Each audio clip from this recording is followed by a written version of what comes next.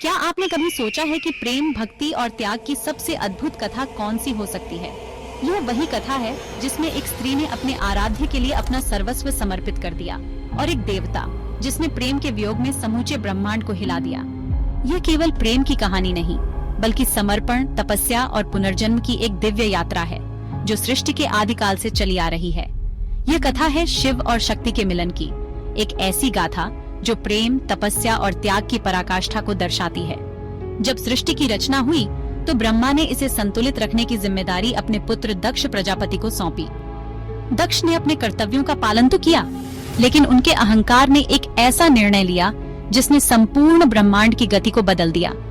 उनकी पुत्री सती का जन्म स्वयं पराशक्ति के रूप में हुआ, लेकिन उनका उद्देश्य मात्र एक था, भगवान शिव को अपने पति के रूप में प्राप्त करना। सती का यह निर्णय कोई साधारण संकल्प नहीं था। उन्होंने कठोर तपस्या की, घने जंगलों में, बर्फीली पर्वतों पर हर कण में शिव को अनुभव किया। उनकी भक्ति इतनी गहन थी कि स्वयं महादेव को प्रकट होना पड़ा और उन्होंने सती को अपनी अर्धांगिनी के रूप में स्वीकार कर लिया।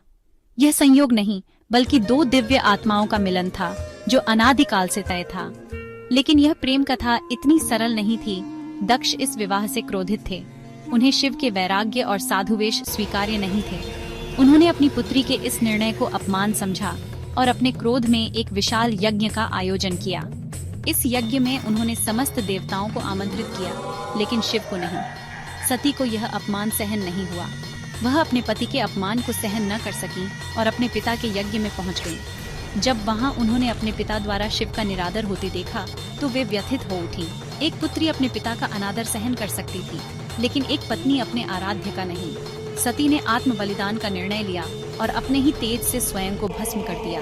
यह समाचार जब कैलाश पहुंचा तो सृष्टि कांप उठी। शिव का क्रोध अनंत था। उन्होंने अपनी जटाओं से वीरभद्र और भद्रकाली को प्रकट किया, जिन्होंने दक्ष के यज्ञ को ध्वस्त कर दिया। लेकिन यह केवल प्रारंभ था। शिव के क्रोध ने संपूर्ण ब्रह्मांड को विचलित कर दिया। सती के बिना शिव के लिए यह संसार शून्य हो गया।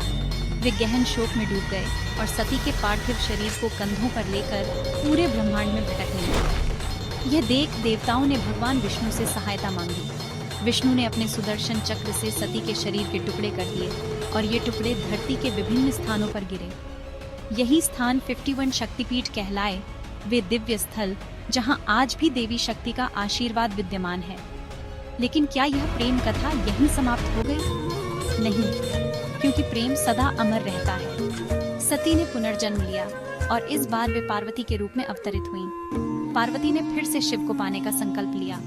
उन्होंने कठोर तपस्या की, जो पिछले जन्म से भी कठिन थी।